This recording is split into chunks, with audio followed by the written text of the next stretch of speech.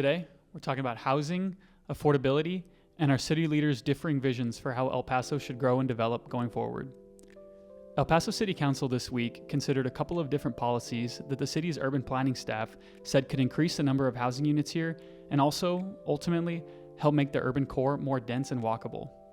One of the policies would have gotten rid of parking minimums in the historic core of El Paso. Here's an example of why that matters. The Nuestra Senora apartment complex that's under construction at Montana and Kansas Street initially was slated to have 133 apartment units, but requirements to set aside a certain amount of land for parking spots forced the project developer, the Housing Authority of El Paso, to reduce the number of apartments to 80 to make space for more parking. So, that means 50 fewer units of housing available in the center of the city. The other policy on the table would have made it easier for homeowners in El Paso to build casitas, or small housing units in their backyards. The idea there is to allow homeowners to either rent out units on their property or build them for a parent or relative to live in. That way, that's one less housing unit occupied somewhere else in the city. Even if only a small percentage of homeowners actually built casitas, the idea is to expand the number of housing units in the city however possible to increase the supply and help lower housing costs that have risen sharply over the last several years. The big, overarching idea here is to find ways to increase housing within the core of El Paso and either reduce or prevent urban sprawl, which takes a slow, creeping toll on El Paso. El Paso is sprawled out in the northwest, northeast, and eastern parts of the city. As populations in outlying areas such as Socorro and Horizon increase, El Paso's biggest school district is closing schools in the urban core as enrollment declines, leaving empty campuses in historic neighborhoods. Meanwhile, grocery stores are sparse in lower income segments of the city center, while big box stores pop up in fast-growing suburbs. Offices in downtown remain empty, while new complexes sprout up in new growth areas such as East Lake or Cimarron. And as new housing subdivisions pop up on open land at the edge of the city, El Paso water customers, rather than home builders, subsidize that sprawl by shouldering most of the utilities costs of building out water and sewer lines to new developments at the periphery of the city. That translates to higher water bills for everyone. Most city council representatives acknowledge the costs and negative effects of urban sprawl, but council declined to approve either policy during a meeting this week. To talk through city council's decision and what to expect as far as urban development going forward, we welcome Elida Perez, a senior reporter with El Paso Matters, to the podcast for the first time. But before we start, I want to mention that this El Paso Matters podcast episode is sponsored by Tani, Acosta, and Chaparro, truck crash and injury attorneys. Their team of local, seasoned trial attorneys are ready to help if you've been injured in a crash. Elida, thanks for joining me. Thanks for having me. It's a pleasure to be here. So what did City Council decide on the meeting on Tuesday? Is this idea of allowing casitas and getting rid of parking minimums still on the table? In a way, it is. It's just indefinitely delayed. So what the council did after listening to about 2.5 hours at least, I feel, give or take, on public comment, majority of which was people speaking against, they ultimately decided to delete these items. And so what that means is that they're not off the table completely. They will indefinitely, or without a doubt, return. It's just a matter of when. And so this way to approach it by deleting the item, there's not like a set time frame. Had they postponed, they would have needed a specific amount of time, and the city manager, Dion Mack, had told them at that point it'd be better to just delete so that she can take time to develop an outreach plan, which was part of a big point of contention, so that she can bring that back and the discussion will begin again. So can you characterize some of the opposition that people describe to this policy of sort of, hey, let's get rid of this parking requirements and allow people to build these housing units? You know, why did people dislike it, or at least the ones who spoke at City Council, and what was the opposition based on? The biggest point of contention was a lot of concerns that allowing for these changes in the zoning would suddenly disrupt the entire integrity of the neighborhood, create congestion as far as parking goes in some of these areas like Kern, where neighbors have for a long time now had issues with what they believe is too much parking in the neighborhood from either UTEP or concerts or people wanting to go to the Cincinnati district.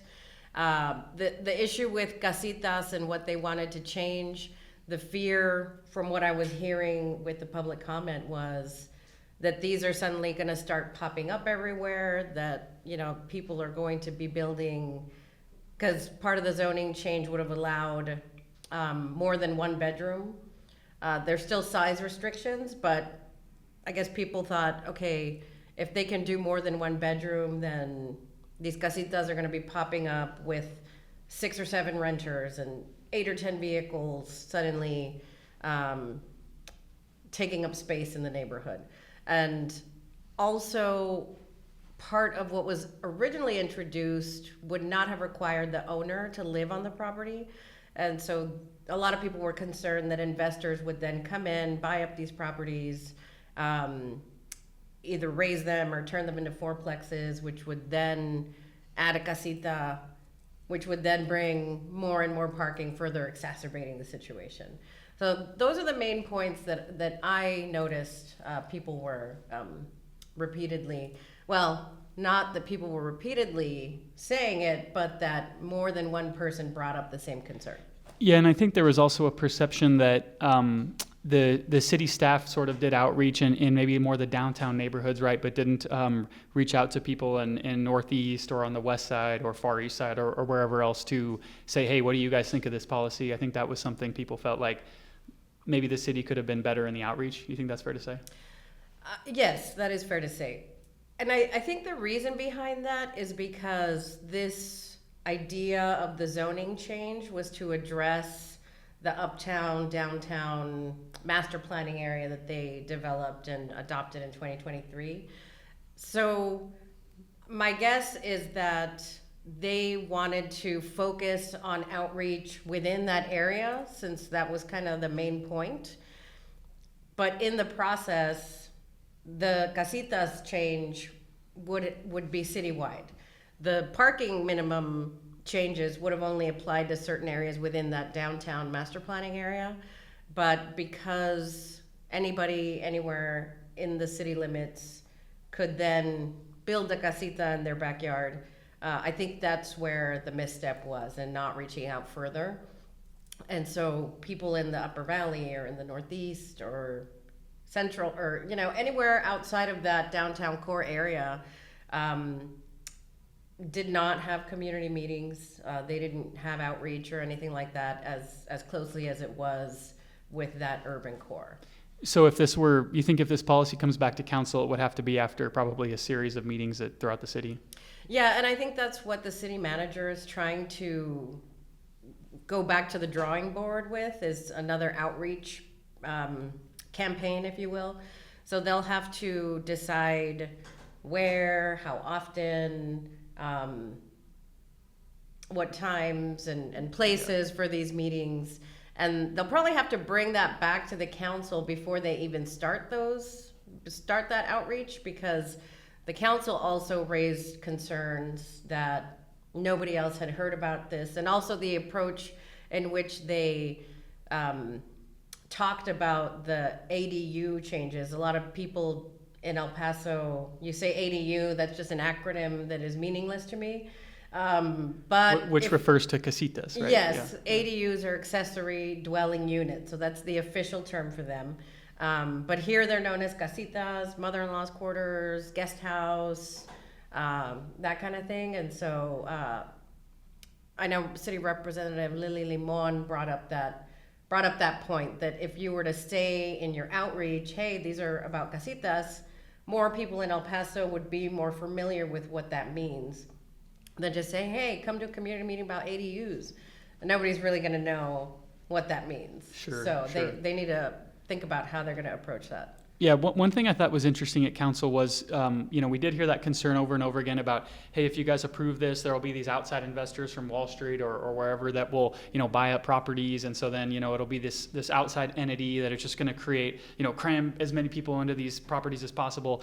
And so Representative Chris Canales, who's really kind of backed this, these ideas of urban development and so forth, he had this idea that, well, we'll include this amendment to make it so that if you want to build a casita and rent it out, you have to live on the property as well. And so I'm just curious, what you thought of that and how that played out.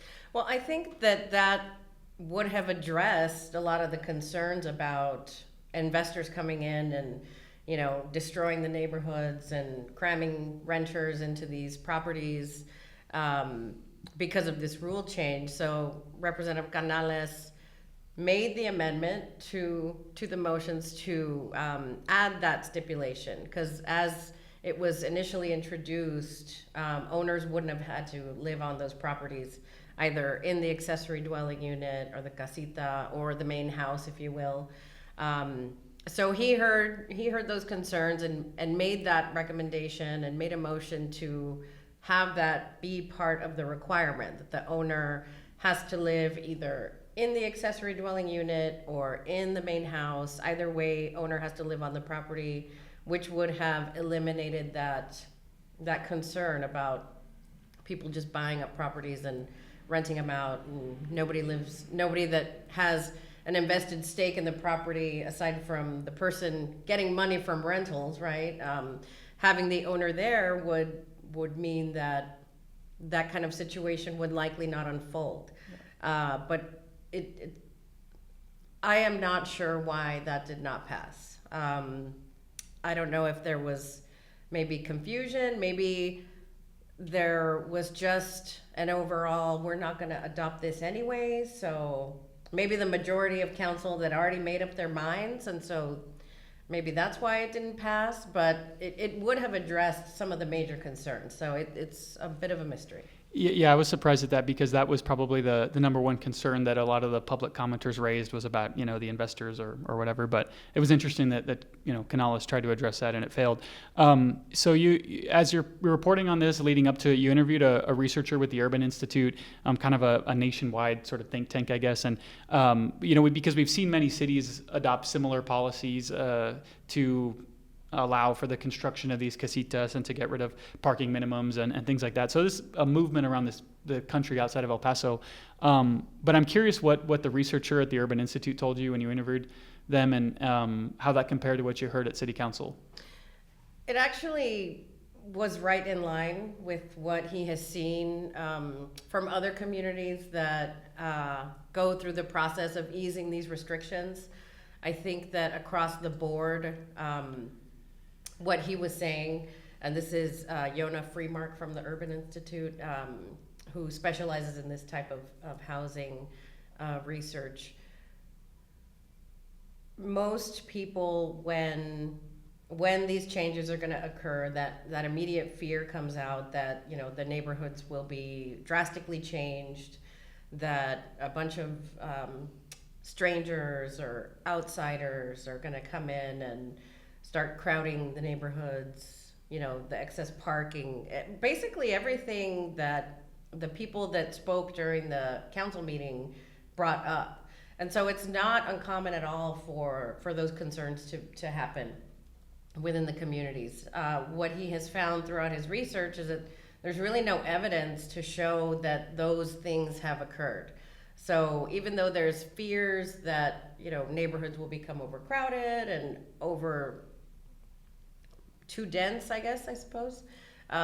These types of changes and these casitas are actually not very intrusive at all, because you can only build so large of a casita in your backyard. But based on the lot size, right? Yeah, and so it's done in a way where it's not going to change the appearance of the neighborhood, because from street view, you will likely not see any difference at all, because these little casitas are built behind the house in the backyard, right? So it just ran counter to what you heard at City Yes. Council about the big concern. Yeah. And, well, basically, it confirmed what he had said about how these concerns pop up everywhere, but ultimately, these drastic things don't end up happening. They actually end up being pretty manageable. Yeah, and I think you mentioned you had a personal story about casitas that you wanted to share. Oh, yes. So in in my home, the house directly behind me is a duplex that's been for sale for a really long time and has a little casita on the property. So it's a very small space, and the casita fits just fine. What happened was that this duplex had been on the market for quite some time. I know nobody's bought it because it's literally right behind my wall. And one time I noticed that the light was coming on in the little casita, and then I saw like a mattress covering the window, but like the ceiling fan was on and the dogs were going crazy because there's somebody in there. And I, kind of peeked a little over and saw somebody, and I was like, this house hasn't sold, so what is going on here? And I actually did call the police to do a welfare check because I wasn't sure if maybe this was a squatter situation. I think that the homeowner rented out the casita just to maybe make some ends meet here and there while this house has been on the market for so long. But it ended up being, this person was just renting. There wasn't some strange situation unfolding. It was a very quiet person. I mean, there really was no issue. I think more than anything, my dog's annoyed this poor renter. But otherwise, it really was a non-problem. Yeah. So I just thought it was funny that, those concerns come up. And even myself, I was like, uh-oh, what's going on here? But it really wasn't an issue. Yeah. And so on the next thing I wanted to just kind of touch on here before we wrap up, I mentioned this in the intro, but there was this policy that City Council about a year ago considered, and it was really a pretty different council. Several new members were elected earlier this year, so different composition. But it was this policy to basically charge home builders who build at the edge of the city in the northwest and northeast and far east sides, charge them quite a bit more for the fees associated with providing water service to their new developments. That this sort of study suggested should be several thousand% higher, several thousands of dollars more per home in these fees these home builders pay. And the idea being there that basically at the moment, El Paso water customers generally, anybody who pays an El Paso water bill, it's a little bit higher because they subsidize the cost of providing water service to these new homes. And so City Council considered this idea, hey, let's raise these fees. And the home builder showed up and basically said, hey, we need more housing. If you implement higher fees, it'll make housing more expensive, and we can't do this. And so we need more housing. And effectively, they convinced City Council, we're not going to do this. And it was a very, very minute increase compared to what the sort of study suggested to be much higher based on what El Paso Water was actually spending to build out these water lines. And so I just bring that up because that was a way of maybe curbing sprawl, or maybe, making urban sprawl a little bit more, less cheap basically for home builders, and maybe incentivize building in the core more. So they shot that down. And then we have this other policy presented this week to, rather than kind of counter sprawl, it's like, hey, let's create more policies to incentivize growth in the core of the city and mitigate the impacts of sprawl. And then again, we see City Council shoot that down. And we hear, Representative Canales, I think, is a big proponent for revitalizing the urban core. And of course, this is his district here in downtown, and Representative Josh Acevedo as well. But even Representative Alejandro Chavez on the west side is, acknowledges some of the tolls of sprawl, but we still see them not really offering ideas or embracing new policies that would maybe, prevent or at least ease urban sprawl. And so I just find that interesting that it's, we have the acknowledgement, but not really the actions or policy proposals, I guess, to try to, revitalize the urban core. So anyways, that's just something that I've noticed now in kind of a pattern. And again, that was a past council, but I just found it interesting that nobody's really, it's like we acknowledge the problem, but not really offer any ideas. And so that's just kind of an observation on my part, but I'm just curious if you have any thoughts on how City Council, as it's composed today, kind of thinks about urban development and how to sort of direct growth in the city, I guess. Yeah, I think it might be a little too early to say at this juncture. This was this new council's first opportunity to actually make a decision that would have an impact on addressing, even in a small way, urban sprawl, or at least trying to encourage a little more infill development, which is, as you say, something that the city's been, trying to work on in different ways, right? With that one that occurred last year. So it's not 100% clear where they're going to stand at the end of the day, because the public came during the first reading of the ordinance, so a couple weeks ago, was probably the first time that this new council heard the outcry from the public. And even like Representative Limon had said at that time 2 weeks ago, we're not making the decision right now. We're going to come back in 2 weeks and then decide then. So they had the opportunity to review what these changes were going to be. They should have known what was coming, how this would have impacted citywide. Now, whether they got the opportunity to talk about it with their constituents thoroughly is unknown. Certainly not with extensive community meetings, but they should have known what the issue was at this juncture. So they're asking for a little more time, for more outreach. They'll have another opportunity to revisit this there's no doubt in my mind this is going to come back. Like, it didn't just die on the vine completely. So they are going to have another chance, and we'll see when they come back with that, what they ultimately decide to do. Because even though this initial plan was to address the urban core, giving people with existing homes the opportunity to build these little casitas in their backyards would still help to address urban sprawl, if you will. Like if people in their, like in the Upper Valley, for example, if I were to build a casita in my backyard, then I could use that for either myself if I get tired of the main house, or I can have my dad, if he needs to, come and live with us and have his privacy.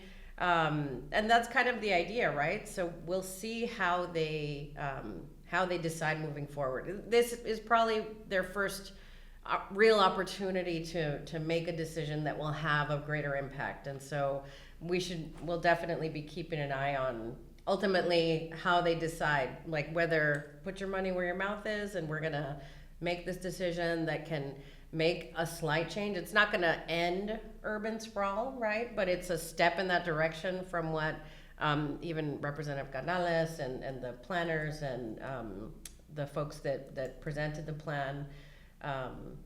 So yeah, I mean, we'll see how they do.